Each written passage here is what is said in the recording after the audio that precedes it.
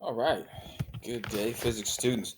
We're going to look at this crash test barrier simulation to help understand what the ideal crash barrier would do. All right. So we can try to emulate that with our designs. So, first, let's set the firmness of this blue barrier to 10. It's pretty firm.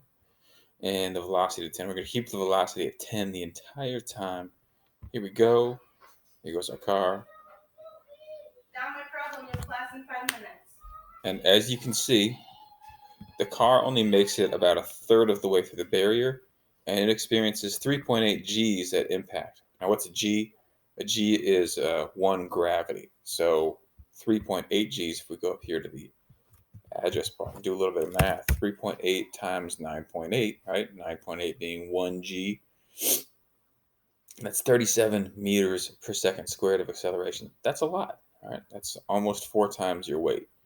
Let's try bumping the firmness down to 6 and going again. What happened this time? How far in did the car go?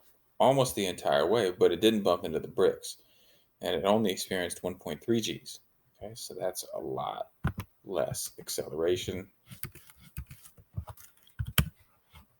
12.74.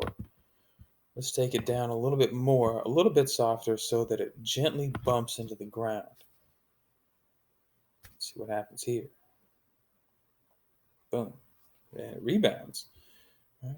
So it felt 3 Gs, and 3 Gs is almost 30 meters per second squared, all right, 29.4.